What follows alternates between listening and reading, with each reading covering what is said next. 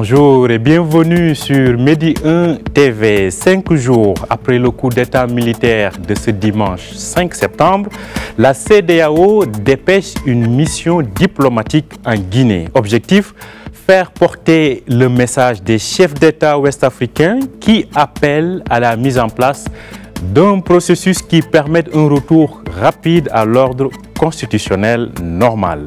Ce message sera-t-il entendu par les nouveaux maîtres de Conakry? Ne risque-t-on pas en Guinée aussi de s'acheminer vers un scénario d'enlisement à la malienne? Essayons d'en savoir plus avec notre invité du jour. Il s'agit de Henri Nzouzi, analyste géopolitique et producteur du JT diplomatique. Il est en direct avec nous depuis Kinshasa. Bonjour Henri Nzouzi.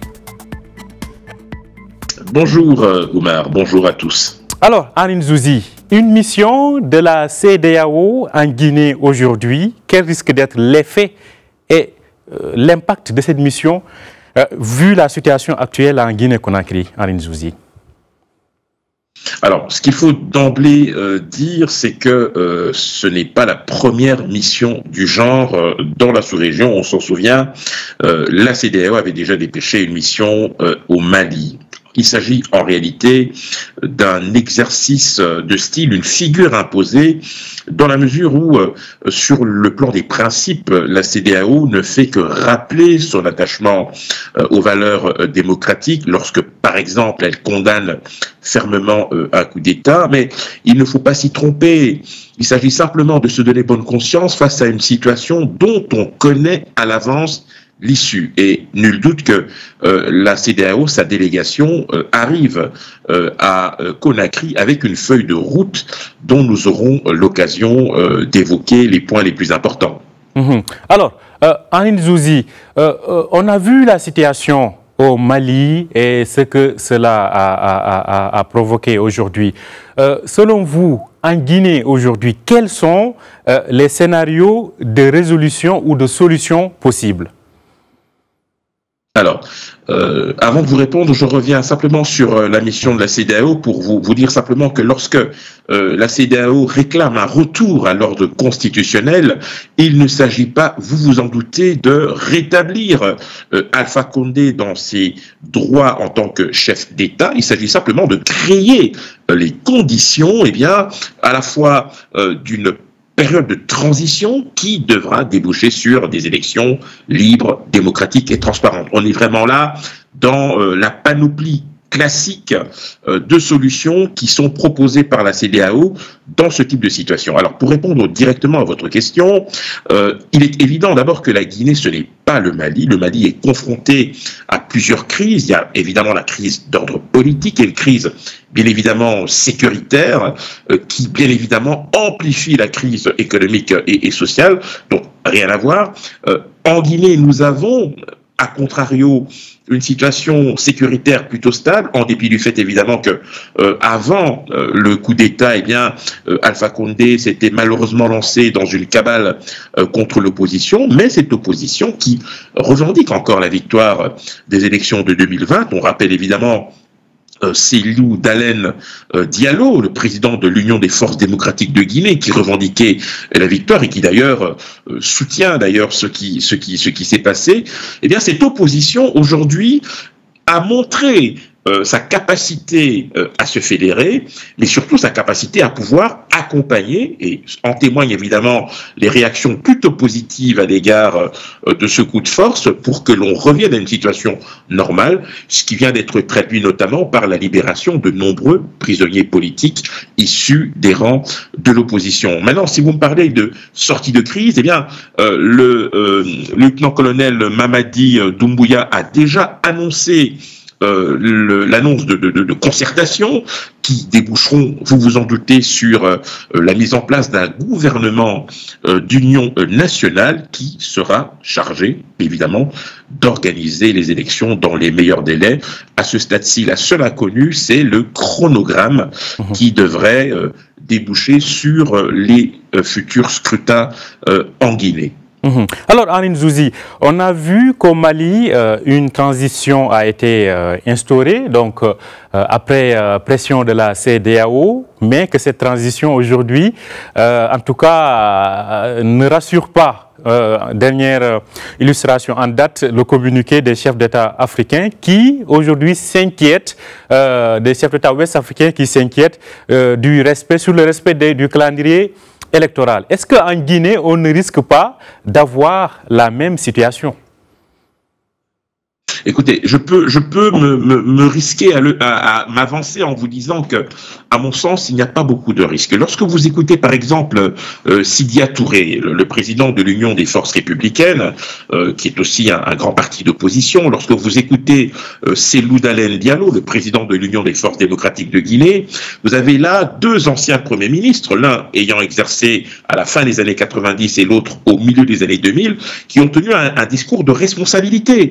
Donc, il y a là déjà une main tendue vis-à-vis des putschistes qui eux-mêmes ont quand même posé des actes qui me paraissent rassurants, et l'état d'esprit de l'opposition guinéenne à l'heure actuelle est plutôt constructif. Donc je pense qu'à ce stade-ci, nous devrions nous garder en fait d'envisager des scénarios à la malienne, d'abord parce que la Guinée ce n'est pas le Mali, et ensuite comme je l'ai dit, il y a vraiment d'énormes différences, ne serait-ce qu'au niveau sécuritaire, où là vous vous doutez bien que le Mali doit à la fois faire face à un problème d'ordre politique, mais surtout dans le cadre du G5 Sahel, de résoudre un problème d'ordre sécuritaire à cause de l'activisme des groupes islamiques.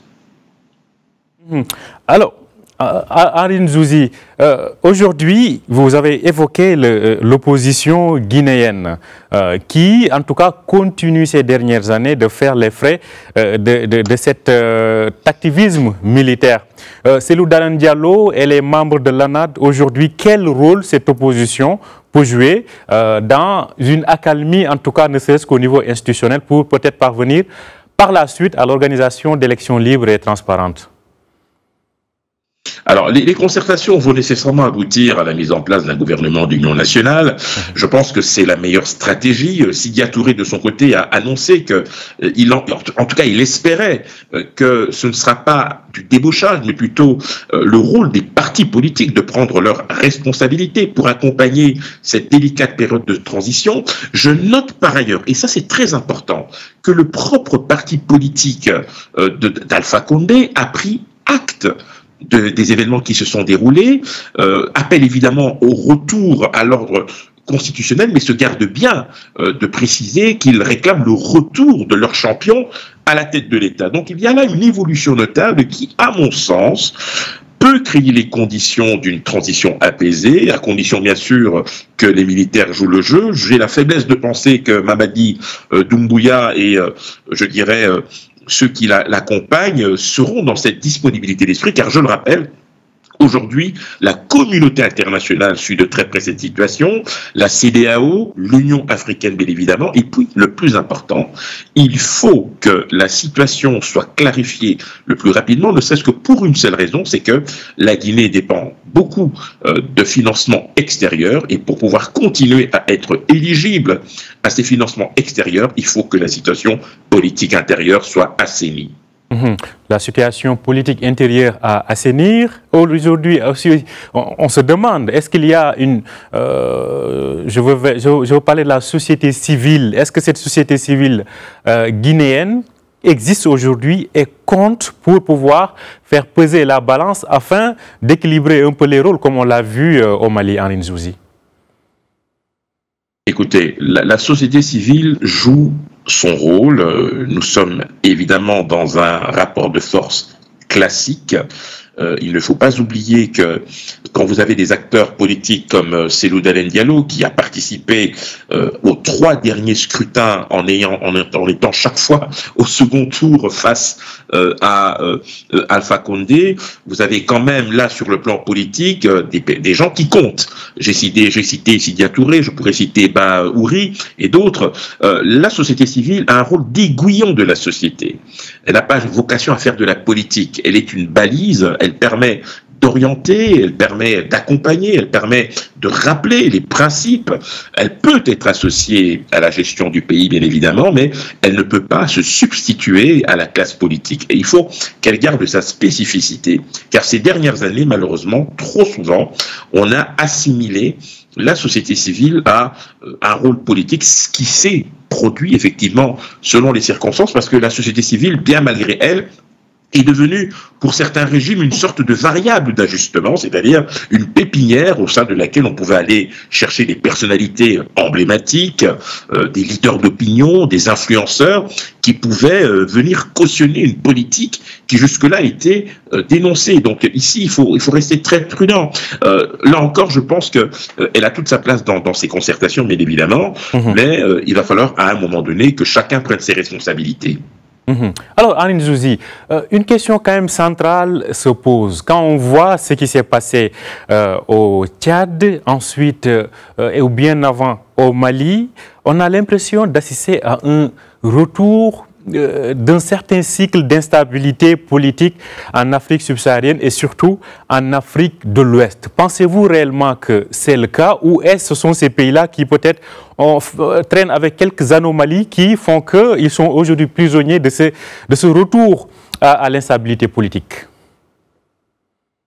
Je pense qu'il faut d'abord et surtout avant tout s'intéresser aux causes qui pourraient justifier effectivement ces retours à des coups d'État, à des coups de force, etc. Il y a bien évidemment le désenchantement de toute une génération de jeunes dans ces différents pays qui n'ont plus aucune perspective. Ça a été l'absence de respect de la parole donnée par rapport aux réformes qui avaient été promises. C'est la malgouvernance qui a véritablement élu domicile dans certains pays. Et puis cette volonté irrationnelle, devrais-je dire, de vouloir exercer le pouvoir coûte que coûte au-delà des termes constitutionnels requis. On pense évidemment au fameux troisième mandat que beaucoup de chefs d'État africains se sont attachés à piétiner ces dernières années. Mais je ne parlerai pas nécessairement d'instabilité parce que quelquefois il faut remettre les choses en perspective et considérer que remettre les compteurs à zéro peut effectivement occasionner de la casse, mais ça peut être salutaire si l'on veut repartir sur des bases nouvelles et saines. Quand vous prenez l'exemple du Tchad par exemple, on a bien évidemment tous réagi à ce qui s'est passé, mais aujourd'hui, on ne peut pas dire que la situation soit catastrophique. Si vous prenez l'exemple du Mali, en dehors évidemment du problème sécuritaire, on a vu une population qui était excédée par la manière dont le pays était géré, qui a d'une certaine manière créé les conditions des événements qui ont suivi, mais qui reste très attentive à l'évolution de la situation. Il y a aujourd'hui en Guinée, où là aussi, il y a eu effectivement une dérive autocratique de la part d'Alpha Condé qui a suscité, je dirais, des vocations, notamment au sein de l'armée avec ces forces spéciales là, sous le commandement de Mamadi Doumbouya qui ont pris leurs responsabilités. La question que l'on doit se poser, c'est est-ce qu'aujourd'hui on peut considérer l'armée comme étant une sorte de régulateur, une sorte de gardien du temple qui prendrait ses responsabilités lorsque la situation politique devenait ou était bloqué. J'ai la faiblesse de penser que oui, mais il faut, pour rassurer l'opinion publique nationale et internationale, que l'armée, lorsqu'elle décide de franchir le pas, puisse effectivement clarifier les choses dès le départ en donnant un chronogramme très précis par rapport à la période de transition et à sa volonté évidemment de remettre le pouvoir aux civils, parce que ça c'est un principe sur lequel nous ne devrons jamais déroger. Un principe qui quand même reste en tout cas difficile à garantir aujourd'hui au regard de ce que l'on vit actuellement dans certains pays qu'on a cités tout à l'heure, donc dans la région de la bande sahélienne. Alors, globalement, Aline Zouzi, ne pensez-vous pas, comme l'avait dit une fois le candidat au poste de président de la Commission de l'Union africaine, Abdoulaye Bathily, que l'on assiste à une sécheresse démocratique, hein, fin de citation. Est-ce qu'aujourd'hui, dans la plupart des pays africains, on n'est pas en train d'assister à une sécheresse démocratique, c'est-à-dire un recul de la démocratie après les acquis quand même de ces dernières années? Alors, on assiste en fait à la montée concomitante de phénomènes. Il y a d'une part une forte poussée populaire par rapport à ces aspirations profondes, par rapport au fait que ces aspirations n'ont pas été entendues, n'ont pas été rencontrées. Il y a donc une désillusion, un désenchantement, une profonde déception qui peut occasionner des réactions très violentes, hein. On peut le voir dans les manifestations qui sont souvent réprimées par la force. Et puis vous avez, curieusement, une sorte de déni de la réalité, une sorte de déni de démocratie dans le chef de certains dirigeants qui considèrent finalement que la place qui est la leur a été promise, destinée, et que par conséquent, ils doivent s'affranchir des règles les plus élémentaires pour aller au-delà du terme qui leur est accordé ou imparti.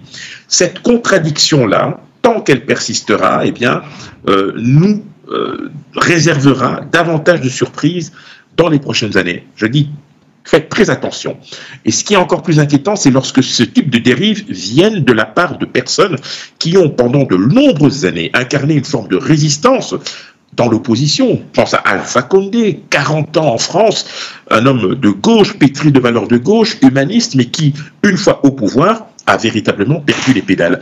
Donc c'est une situation très particulière. Il faut veiller à ce que les comportements restent cohérents. Vous ne pouvez pas lutter pendant de longues années en évoquant des principes républicains, etc. Et une fois au pouvoir, vous accrochez de manière ridicule, irrationnelle et incompréhensible à un pouvoir qui ne vous appartient pas. Un pouvoir donc qui appartient à la volonté populaire en partie. Merci beaucoup Anrine Zouzi d'avoir été en direct avec nous depuis Kinshasa. Je rappelle que vous êtes analyste géopolitique et producteur associé du JT diplomatique. Très bonne journée à vous Anrine Zouzi. Merci à vous et bonne journée aux auditeurs et téléspectateurs de Média TV. Merci beaucoup. Merci à vous aussi de nous avoir suivis. Je rappelle que vous pouvez retrouver cet entretien sur notre site www.medianews.com. Très bonne journée et très bonne suite de programme sur Média TV.